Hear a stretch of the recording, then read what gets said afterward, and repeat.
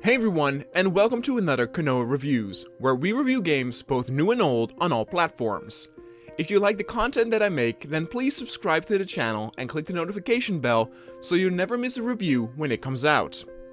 Today we talk about the asymmetrical horror multiplayer game Poppy Playtime, created by Mob Games, who are responsible for the huge hit Poppy Playtime. Much in the same style as other asymmetrical horror games like Dead by Daylight, Friday the 13th, or Evil Dead, it sees players playing as regular human-like characters who are tasked with solving different puzzles before escaping while being chased by a monster that is also controlled by another human player. This genre has become very popular, with Dead by Daylight being the daddy of them all, with even now still getting updates for that game. But many of the games I mentioned earlier have a price tag on them, while Poppy Playtime is completely free. There is a battle pass in the form of the toy box, which gives you plenty of rewards for every level you gain, but other than that you don't need to spend any money on this game. But then the question remains, is the quality at least good if it's free to play? Let's take a deep dive and see. So when you start up the game, it immediately starts you up with a short tutorial for both the human players and the monster. Graphically, the game looks great. It uses the same engine as the regular Poppy Playtime games, and the worlds are colorful, vibrant, and full of detail. There's some wonderful artwork to see throughout the maps, like golden Huggy Wuggy statues, Mommy Longlegs soda machines, and other mascot merchandise as well. Unfortunately, you will not have that much time to appreciate all these details, as you mostly will be stressed out and running away from the player controlling the monster. That's usually what I don't like about these asymmetrical horror games. It's that it becomes very frantic too quickly.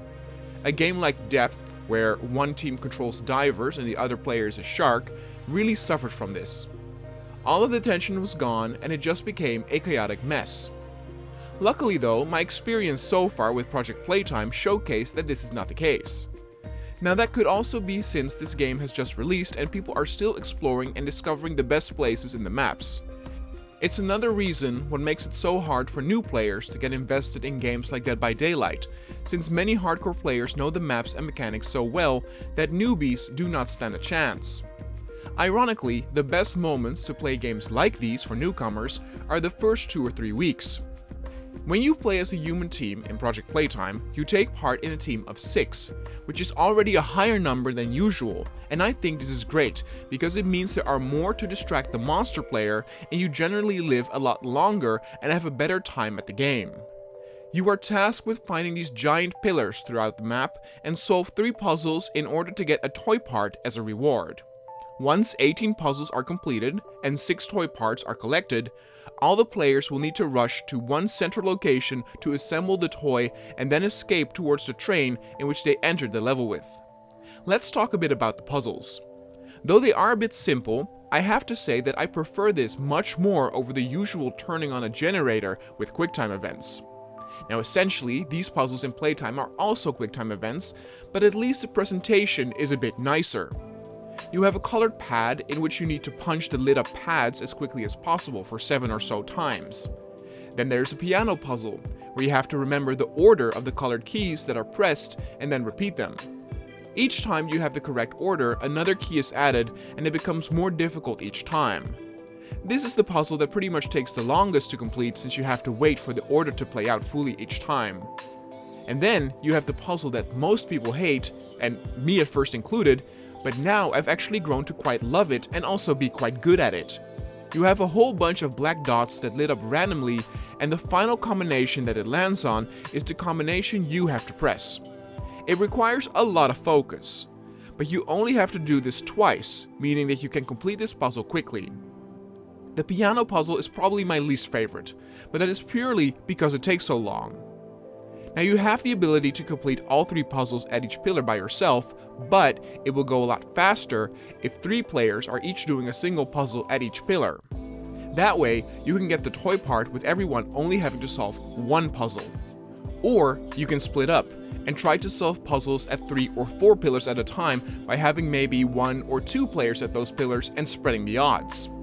There are more pillars in the level than need to be solved, so you can cherry pick the ones and find the places that might be the farthest from the monster player and hopefully get the toy part quickly before you are discovered. Now, I said before that I prefer these puzzles over the usual turning on the generator mechanics, but I do think that the puzzles can get a bit repetitive over time. This game is in early access, and we will get more content in the future, like new maps, etc. So I hope to also get some new puzzles and things to solve to keep things fresh. And what about the monster play experience? Well, I can say that this is quite fun too, though don't expect to play as the monster very often. The game chooses who gets to play as the monster, and in my 12 hours of playtime, I probably played the monster less than 10 times. When playing as the monster, you can choose between 3 iconic beasts. First, of course, we have Huggy Wuggy, then Mommy Longlegs, who was introduced in Poppy Playtime Chapter 2, and also Boxy Boo, who's the newest addition to the game, and the Poppy universe. What's cool is that each monster plays a bit different with unique skills but also gameplay. Boxy Boo, for example, has very short range to its attacks, to the point where he actually is not that good in chasing players. But he has an ability to stretch out his arms and grab the enemy player as if he were Scorpion from Mortal Kombat. Boxy can also hold the shift button and jump across gaps with immense speed to surprise and catch up on the player. But while holding shift, Boxy will be stationary, and this gives the enemy player the chance to maybe go around the corner to avoid the jump. Mommy Longlegs has greater reach, but cannot jump far or reach out to grab a player, despite having long stretchy arms. Now, she can use her stretchy arms to grab onto railings and ceilings from afar and get on top of balconies or second floors. She can also spit her web to slow down enemy players she pursues, though this depletes quite quickly and has to be used at the right time. Lastly, she has an ability where she can see where each player is on the map for a few seconds. This ability does have a long cooldown though, and thus cannot be spammed. This arguably might make Mommy the strongest monster to play as. Though Huggy Wuggy is also pretty good, since he has a very unique ability where he can leave behind tiny versions of himself throughout the map that will alert him if he sees another player. This way, you can, for example, leave the tiny Huggies at different pillars to guard them and get alerted whenever a player tries to solve a puzzle there. He also has a charge attack where he rushes for a few yards towards the player and grabs him for an insta-kill if it hits. This also has a longer cooldown, so that it has to be used at the right time as well. Now, if you get grabbed and killed as a human player by the monster will take you towards a large duct and pipe and throw you down a shaft.